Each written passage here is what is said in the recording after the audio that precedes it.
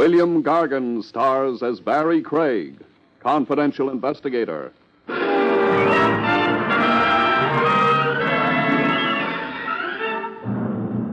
Spotting a murderer isn't easy. They don't help. They can be anyone, any age, either sex, rich, poor, or in between. They've got one difference, though. They kill people.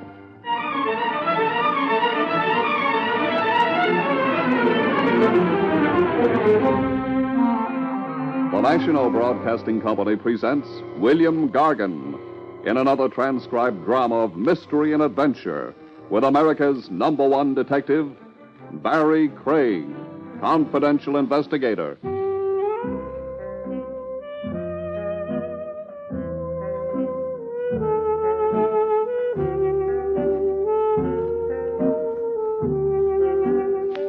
Barrie Craig speaking. Lots of people shy away from going to a privatized office. I guess they figure it isn't respectable. I guess when you spend a couple of minutes thinking about it, they're right. It isn't respectable. Because it's a confession that something's wrong with their lives. And what's wrong is rarely a bookkeeping error or a mistake in spelling. You don't care for the hamburger, Craig? Huh? Oh, the hamburger's fine, Willie. Then stop looking at it like it was still alive. I wouldn't worry about it. No? No. Even if it was still struggling, your coffee would kill it. What's the matter with the coffee you get at Willie's Wagon? Nothing. I'm sure you use only the finest grade of sulfuric acid in it.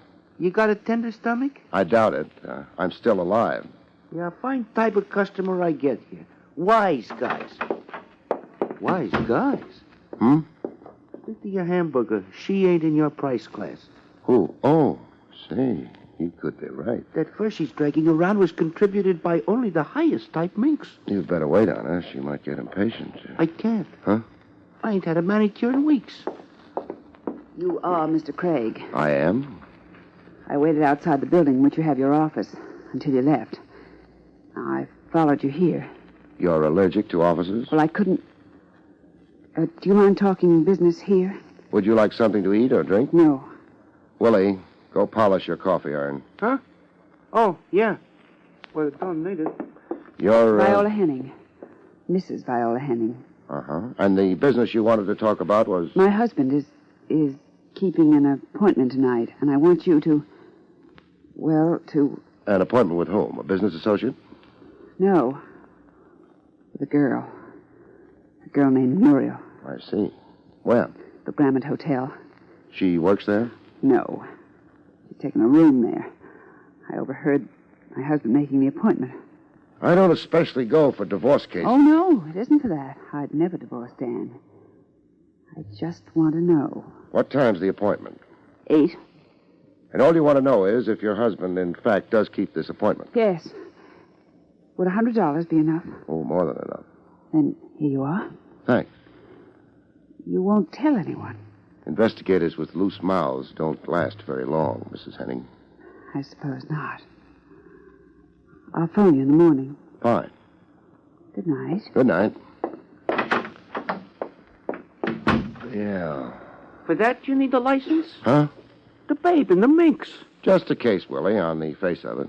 The face wasn't bad. No, but what's underneath?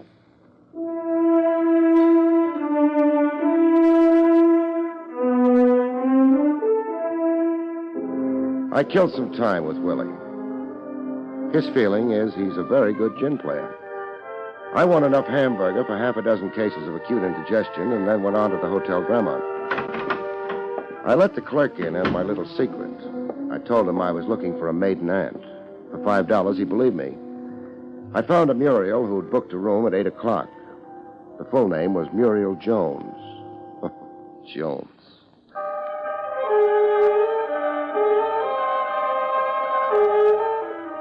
The room number was 807. The time was 20 minutes after 8. I decided I'd be the boy bringing the ice water. Maybe they hadn't ordered ice water. That would be all right. I didn't have any with me.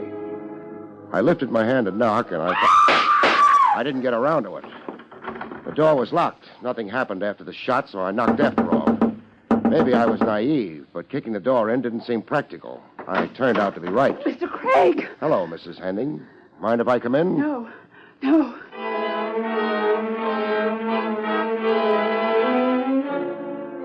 girl lying on the floor.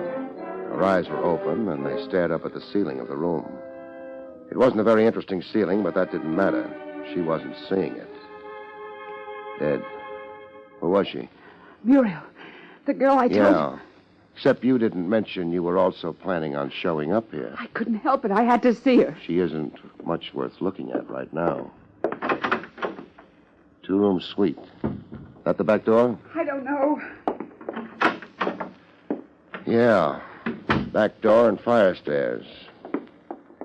What else couldn't you help, Mrs. Henning? You don't have to be so indirect, Mr. Craig. That means what? I killed her. Uh-huh. What's her name? Muriel. Muriel Jones. No. Why do you say no? That dress she's wearing. Too good for a hotel like this. That's the only name I knew her by. Those gloves you're wearing. They're for driving. Well, that is, I wore them so that I wouldn't leave fingerprints. It doesn't explain why you didn't use that back door to get out of here after you shot her. I changed my mind about hiding my guilt. Tell me how you killed her. Start outside in the hallway. You came to the door, you knocked. Yes. She opened the door. When I came in, she shut the door. She didn't know who I was. I told her. She liked that? It didn't seem to matter to her.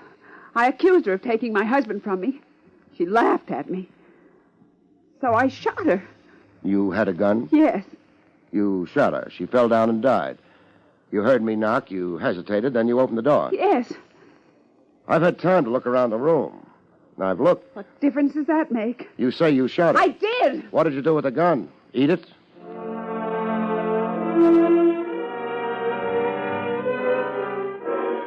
Mrs. Henning didn't have any answers. I found a phone and let her notify Homicide that she'd been out hunting. I left her in that hotel room with the dead girl. Both of them would wait.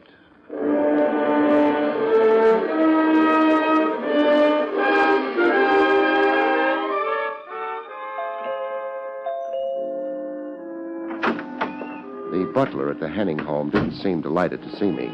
I think it was my tie bothered him most. I figured if I ever wanted to visit again, I'd get it hand-painted. Johns tells me your name is Craig. Johns tells you the truth, Mr. Henning. Yes. Well, what... I'm a confidential investigator. I could show you credentials. Oh, there's no reason to waste them on me. What can I do for you? Is your wife in? My wife? Why, yes, she's upstairs asleep. Asleep? It's a little early for that, isn't it? I don't see how that's any of your concern. I guess you don't. Would you mind asking her to come downstairs? I most certainly would. I'm afraid you'll have to anyway. I don't see why. You're not curious enough about why a private detective is calling? I'm merely assuming that you'll inform me sooner or later. Let's say for the time being that it's because your wife hired me to do a job for her. What job? The information is confidential. I refuse to believe That's silly. All you have to do is ask your wife. Well, yes, but... Or are you afraid to? I resent... Don't bother resenting. Check with your wife. If she doesn't want to come down, you can throw me out. Well, all right.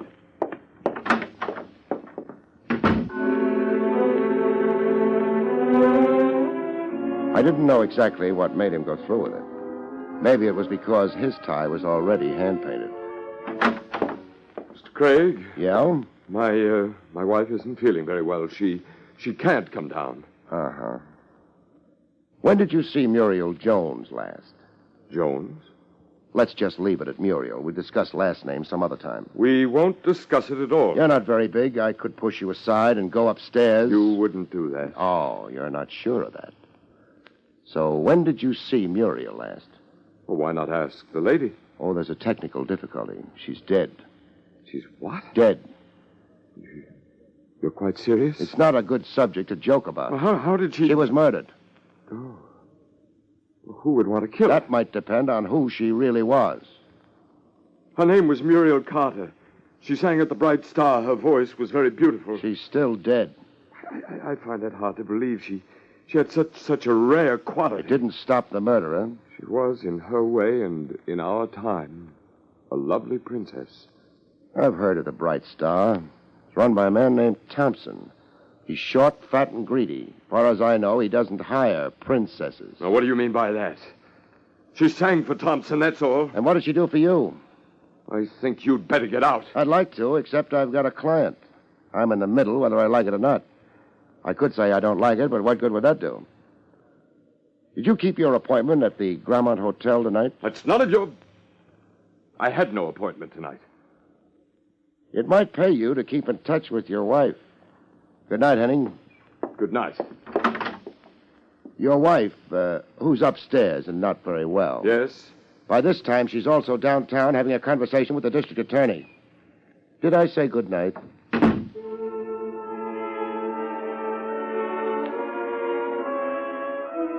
Mr. Henning's face over the hand-painted tie wasn't very nice to look at. I stopped looking at it, climbed into my car, and got away from there. It took me a while to notice the black coupe on my tail. When I did, I decided I didn't like it. Halfway down a block, I swung my car across the road and got out. The car tailing me burned brake lining and managed to pull up. Hey, get that car out of my way. What was that? I said get that car out of my way. Maybe you'd better help me. Get out. You a wise guy something? You're blocking traffic. What traffic? Okay, wise guy, I'll get out. That's better. Hey, You're looking for me? Let go of my arm. Who do you think you are? Who do you think I am? Okay. Now maybe you won't be so smart. That's a nice gun. Got a license for it? You in the license business? No, but... Hey! I'll borrow it. Thanks. You can't. Who put you on my tail? I don't know what you're talking Who about. put you on my tail? You'd like to know, wouldn't you? Hey, you can't get away with beating me up. Am I going to beat you up? Then let go. Actually, I don't know. I could. Look, it won't get you no place. I'm not going anyplace. I've got lots of time for you. Let go of me, will you? How can I? I'm trying to decide. Decide what? Whether to beat you up or not. You got my gun. You're bigger than I am. That's right, so maybe you better tell me. Who put you on me? Mac Thompson. Thompson? Gentleman who runs the Bright Star, huh? Pull your car over to the curb. We ride in mine. I kind of need a star in my life, especially a bright star. His name was Lester. He wasn't very brave without a gun. Gunmen rarely are. He pulled his car over to the curb, got into mine, and we went to the Bright Star. We didn't disturb the customers. We used a back entrance, the kind of entrance I was accustomed to. Private investigators don't rate socially. This here's Mr. Thompson's office. Don't knock. Mr. Thompson. Lester, what are you doing here? He's trailing me. He trailed me right into your office, Thompson. I had a little trouble with him. He's got my gun. Indeed. And you'd be, Craig. Barrie Craig. Oh, a boy with a license. I might mention that Lester has a license for that gun of his, too. Makes it nice for the city taxes. You, could get into trouble taking his gun, Craig. He could get into worse trouble pointing it at people. Well, he threw his weight around, Mr. Thompson. All right, get out, Lester. Okay, only you ain't sore at me, Mr. Thompson. I couldn't help it. Get out. Yeah, Mr. Thompson. Yeah. Lester isn't a very strong character. I wasn't a character analysis of Lester that brought you here, Craig. No. Now, I don't want any trouble with you. I don't think you want any with me. I have a friend or two in the department. That's nice. That license you own has to be renewed every year. Now you're frightening me. I have no intention to, merely making things clear. Thanks. Now, would you make it clear why you put Lester on my tail? I didn't. He misunderstood his instructions. Uh-huh. How was Muriel's act tonight? Muriel? Muriel Carter. She didn't appear tonight. Why not? Well, you know how these things are. I don't. Thompson, where were you around 8:15 tonight? Here, reading a good book. How many witnesses? 4, 8. How many would you like? You've got a large payroll. Thank you. Now that you've stopped imitating a detective, what happened at 8:15 tonight? Muriel Carter quit the Bright Star. You practicing to be a theatrical agent? 2 bullets hit her. Oh? How sordid. Not to mention fatal. You know something? I'd like to have the gun those bullets came out of. At 8:15 tonight, I was here reading a good book. 8 witnesses, Craig. That ought to be enough.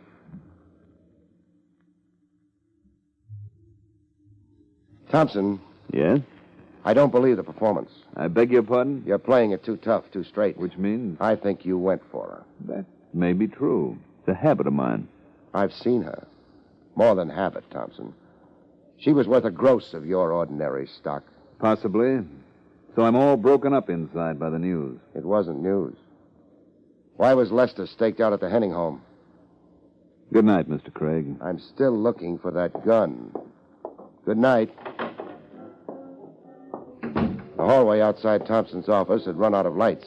It was dark, and I headed for the floor quick, but halfway down, I found out it wasn't entirely my own idea.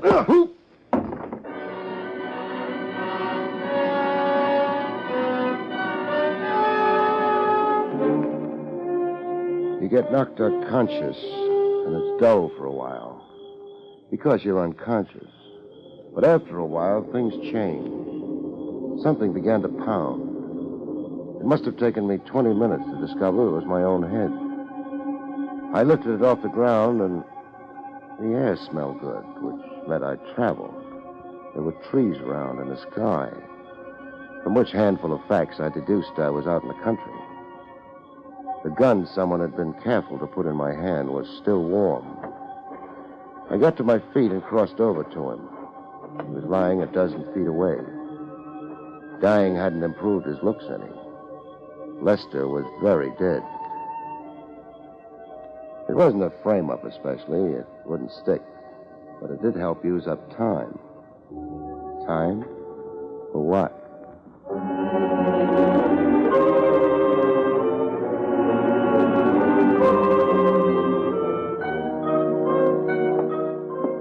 Headquarters had a nice green lamp burning outside. The trouble with hanging around police headquarters is you can't ever lock the front door. Hello, Lieutenant Rogers. Anybody comes in. Even... Hold on a minute while I look around and whisper. Even private detectives. Some fun. Barrie, you're not your usual blithe and buxom self. No background. If you start dragging in my college degree... Hide your Phi Beta Kappa key and send a couple of your boys out to my car. There's something different about your car tonight? Yeah. I've got a corpse in it. Oh, Ducky. Anybody I know? I wouldn't be surprised. Oh, say, Trav, I'd like to talk to Mrs. Henning. I've seen her. I'd like to talk to her, too. What? The district attorney didn't care for her confession. She didn't have a gun to go with it. So he threw her out. How long ago? An hour, maybe. Why? I want to talk to her. You're keeping it on a very high moral plane. Barrie, why do you think she confessed to the killing? Maybe because she loved her husband. I understand it happened. It must be something special. Sure. Wears hand-painted ties. So long, Trav. Would you like company? I talk very politely. Forget it. I'll be back later. Maybe I'll even tell you about the corpse you've got.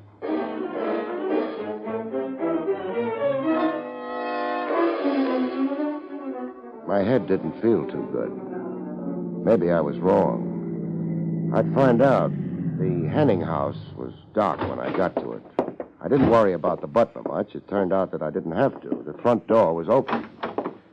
The skating rink they used for a foyer was dark, but a line of light under the door down the hall told me where I wanted to go. No! Nobody noticed my low bow as I went through the door. Oh, Mr. Craig! Which way? The window. Caught a tail light going around the corner outside. There's nothing special about a tail light. I was late. Mrs. Henning.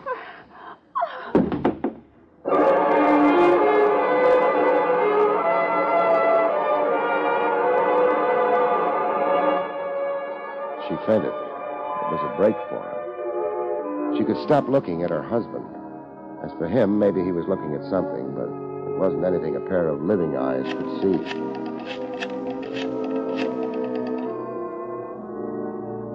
Lieutenant Rogers, homicide.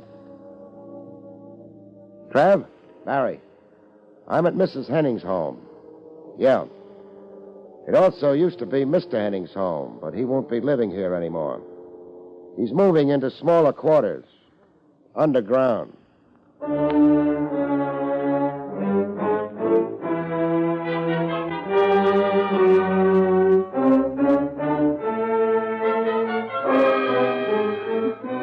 Take it easy, Mrs. Henning. You've got lots of time to settle down with your husband's death. It isn't possible. It's possible. It happens all the time. But who could have done... That's for later. You wouldn't want to confess to this murder, too, would you? How can you say things like that? Practice. I need a little information quick. The truth, maybe. What happened at the Grammont Hotel? For real. The hotel?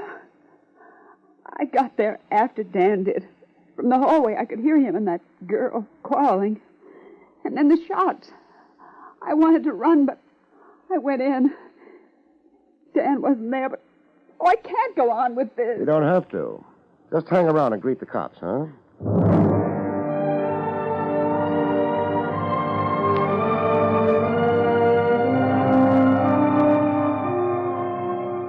matter how many times you've seen the dead, they still don't appeal to you, even with hand-painted ties. I concentrated on the furnishings.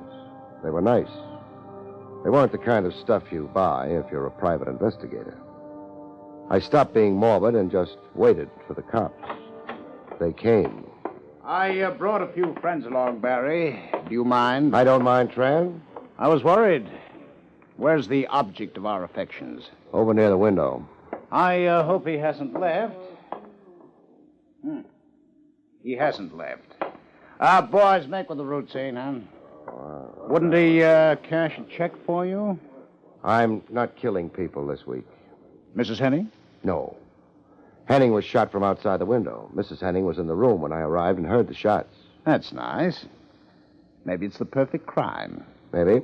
Mrs. Henning's in her bedroom. I imagine she'll wake up if you knock.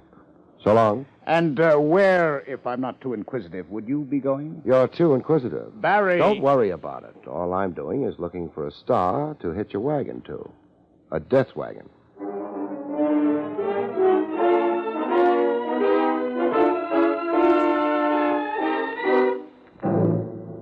I figured Mr. Thompson wouldn't be expecting action very quick. I'd been lucky, or maybe it was just because my head was so hard. I'd come to after the sapping in a hurry. I'd been in a hurry since then. I was still in a hurry. Who is it? I didn't build that door very strong. Craig. Craig. Hello, Thompson. You wrecked that door. I'm too stupid to knock. Hold it where you are. What a nice big gun you've got, Grandma. I said stop. Okay. I'm up against your desk anyway. Nice hunk of mahogany. What do you want? You. Look, I'm in no mood. This isn't comedy. I want you for murder, Thompson. Why don't you come and get me? I will if I have to. You under the impression you're bulletproof? I'm glad you reminded me. Very nice hunk of mahogany. Pity it got in your way.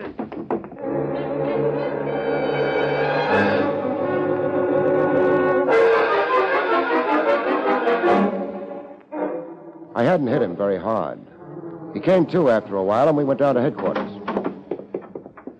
Barrie, where? Did I go after Henning died? I went to collect Mr. Thompson here. He's going to stay for a while. You might mention a few charges. Sure. Murder. Murder of a man named Lester. Murder of a man named Dan Henning. Good enough? Very good. Any objections, Thompson? No objections. I killed Lester. He was a weak character. Craig made a point of it. He was tying me in too tightly. The boy's got good grammar. I'm appreciating it. How about Henning? Why kill him? Because he murdered Muriel. You didn't know her, did you? He murdered Muriel. And even now, with me where I am, I can almost figure it's worth it.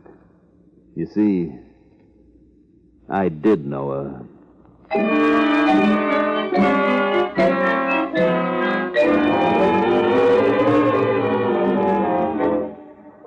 I left Thompson with Lieutenant Rogers. Maybe, according to his own bookkeeping, he'd been right. I'd seen Muriel Carter and was willing to give him an outside doubt. My job wasn't finished, though. I had a final report to make to my client.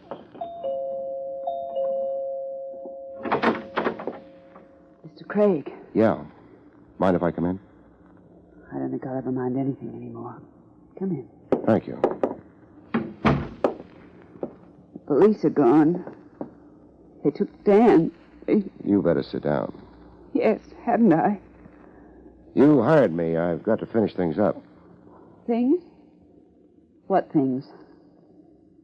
I didn't know there was anything left. Oh, nothing important, but... Mrs. Henning, did your husband ever wear driving gloves? No. Or any other kind? No, he didn't. Thompson's been arrested. Thompson's the man who killed your husband. Oh? Well, that won't help Dan, will it? No. Thompson was in love with Muriel Carter. He had company.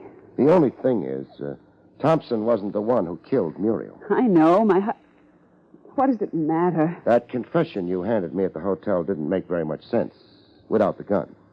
That's what the district attorney said. The cops found the gun. Did they? It belonged to your husband. They found his prints on it. Very clear prints. Why bother? Too clear. Too clear, Mr. Craig? That's right. But... A man fires a gun, the prints tend to be smudged a bit from handling. But suppose a gun is wiped clean. Then the man's fingers are carefully pressed on the handle. Then you'd have his prints. But they'd be too clear. I never knew that. I guess you didn't. Why are you telling all this to me? You're my client. Your husband didn't wear gloves.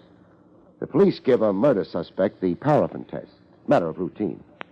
You see, when a man fires a gun, small powder particles are embedded in the skin. Oh? Your husband hadn't fired a gun recently. Well, but... Look, I'm tired. I'm not sure what you're trying to say. With Dan dead, they've got his murderer. Why did they make all these tests? Well, I suggested it.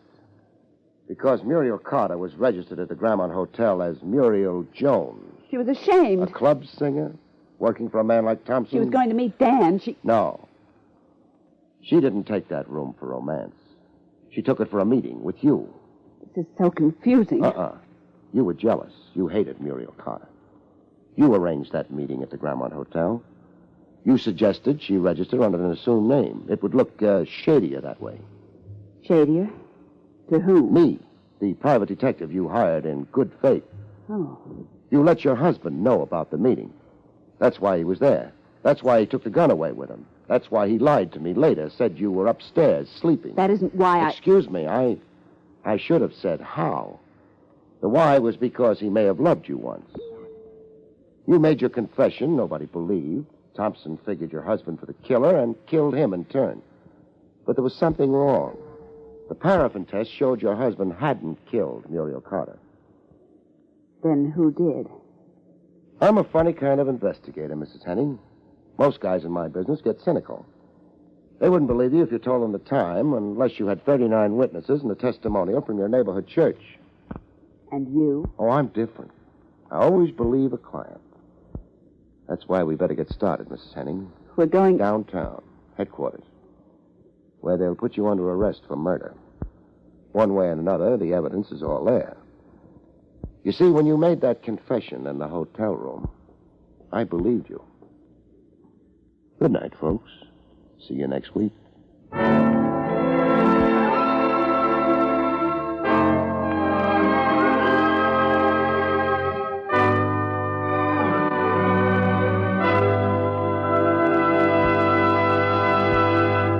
You have been listening to William Gargan in another exciting transcribed mystery drama from the adventures of Barrie Craig, confidential investigator.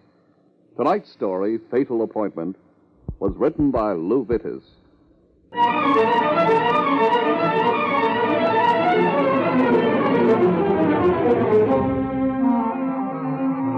Featured in the role of Viola was Joan Alexander. Barrie Craig, starring William Gargan, was under the direction of Hyman Brown. This is Don Pardo speaking.